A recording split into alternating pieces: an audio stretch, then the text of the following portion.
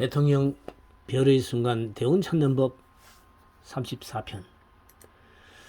일곱 번째 단계의 문은 최대한 노력, 인생의 목표, 야망, 입신 출세 이런 것들이 되겠는데, 모아 앤드 모아, 베러 앤드 베러보다 더 많이, 보다 더 좋게, 이 두 말은 인류 역사를 발전시켜온 견인차 역할을 하는 말이다.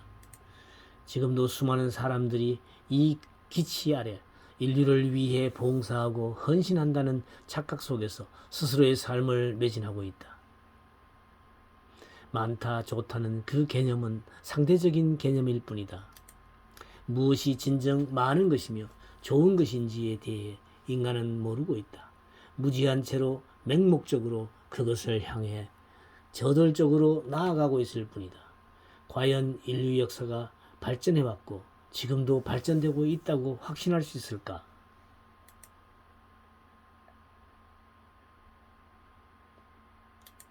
무엇을 기준으로 그렇게 말하는가?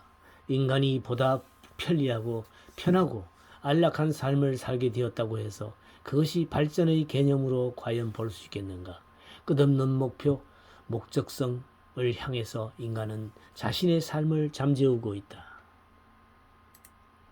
그 한 가지를 이해하지 못하면 그대가 이 세상 모든 지식을 다 얻는다 해도 결코 아무것도 알 수 없을 것이다. 그러나 그 한 가지를 이해할 수 있다면 그대는 이 세상 모든 것을 다 알 수 있을 것이다. 그 한 가지가 무엇인지 그대는 배웠는가? 라는 동양적인 시각은 오늘날 기계 문명의 정점 위에 서 있는 현대인들에게 스스로를 돌아보게 하는 말이다. 때로는 무목적성을 이해하는 것도 필요하다. 사실 이 우주 전체는 무목적적으로 움직이고 진행되고 있다. 인간의 의사와는 아랑곳 없이 이 광대한 우주 안에서 인간은 아직 크고 작음의 개념조차도 모르고 있다.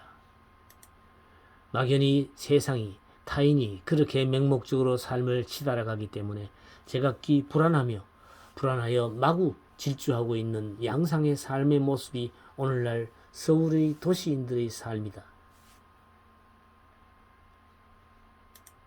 우리는 자기 의사와는 상관계없이 대부분의 인생을 세상의 흐름 속에서 밀려가며 춤추고 살고 있다.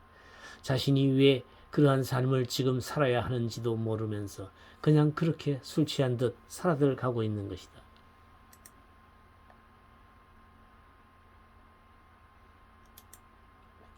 미래에 대한 꿈, 희망 등등 이것들은 모두 에고의 마지막 차원이다. 여기 이 일곱 번째 문에서 사람들은 생각한다.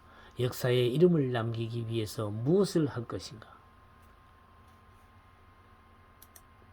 시간이라는 이 모래 위에 자기 이름을 쓰기 위해서 무엇을 해야 할 것인가를 생각한다. 시인이 될까? 아니면 정치가? 그도 아니라면 성자가 될까? 삶은 그렇게 빨리 지나가 버린다. 그러므로 인간은 무엇인가를 서둘러 하지 않으면 안 된다. 서둘지 않는다면 그 누구도 그의 존재를 알지 못하게 될 것이다. 그래서 사람들은 알렉산더 대왕이 되고자 한다. 나폴레옹이 되고자 한다. 이것이 가능하게 되면 그는 좋은 소년이 된다. 유명인사가 된다. 성자가 된다. 이것이 불가능해질 경우 그는 무엇인가가 되려고 한다.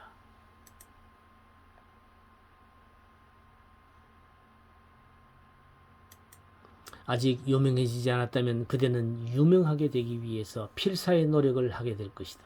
그대는 아돌프 히틀러가 되고자 할 것이다. 박정희가, 전두환이, 노태우 같은 사람이 되고자 할 것이다.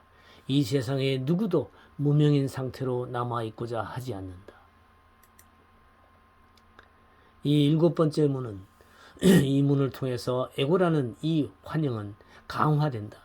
그러나 동시에 이 일곱 개의 문을 통해서 들어온 에고를 다시 내보낼 수도 있다. 문마다 거기에 잠복해 있는 에고를 찾아라. 그리고 이별의 인사를 하라. 이때 여기 남는 것은 무엇인가? nothingness다. 인간은 이 텅 빈 충만의 세계의 무의 개념조차 이해하려 들지 않는다. 오직 유의 세계만이 전부인 것처럼 한평생을 발부둥치며 부둥켜 잡으려고 안간힘을 다 쓰다가 죽어가고 있다.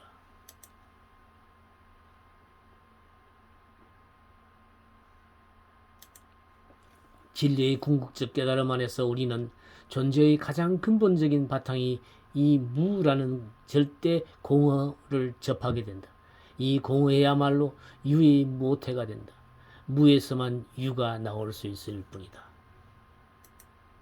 유는 다시 무로 돌아가고 무는 다시 유로 태어나고 있다. 이것이 우주의 순환적인 비밀이다. 현대 물리학에서는 이를 블랙홀과 화이트홀의 개념으로 설명하고 있다.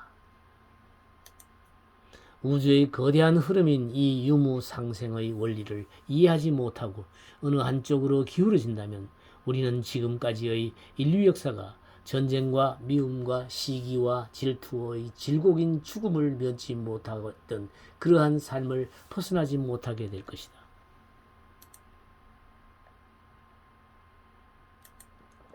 삶은 외나무 다리를 건너는 교량과도 같은 것이다. 만약 그 교량 위에서 어느 한쪽을 선택하고 안주하려 든다면 그는 지극히 어리석은 사람이다. 삶은 끝없는 동태성 안에서 물결치며 굽이쳐 흘러가는 강과도 같은 모습이기 때문이다. 외나무 다리는 어느 한쪽을 선택하면 떨어질 수밖에 없다. 고로 선택하지 마라. 선택하면 놓치는 것이 우주의 운명이다.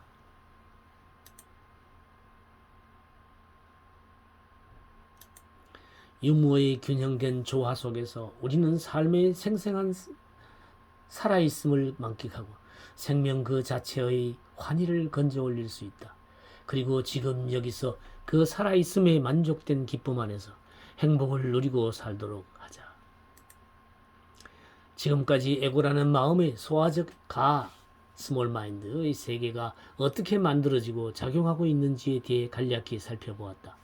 칠판이나 컴퓨터에 글을 쓰기 위해서는 본 바탕이 반드시 있어야 한다. 이와 마찬가지로 소아인 에고의 기억된 정보를 기록하고 집적하기 위해서는 마음의 본래 바탕인 참된 마음, 즉 진화, 즉 대화, 그레이트 마인드의 세계가 반드시 있어야 한다.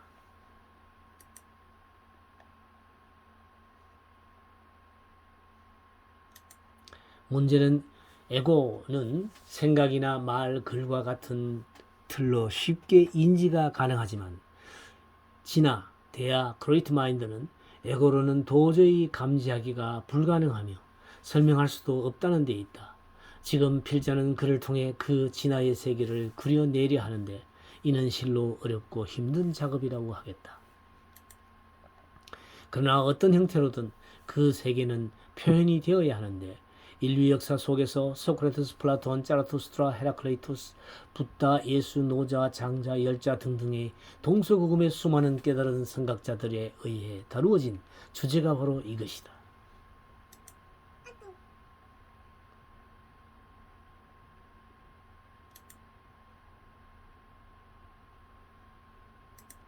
이 별의 순간 찾는 법 강좌는 서울의 동방문화대학원 대학 평생교육원에서 성북구 성북로에 위치한 곳입니다.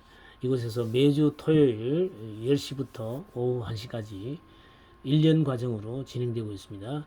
등록 기간은 1학기는 3월과 4월, 그 2학기는 8월과 9월 중에 학기별로 이렇게 신청을 받는데요. 전화번호는 이걸 참고하시고 여기에 메일을 참고하셔서 신청하시면 되겠습니다. 관심 있는 많은 분들의 참여를 바랍니다.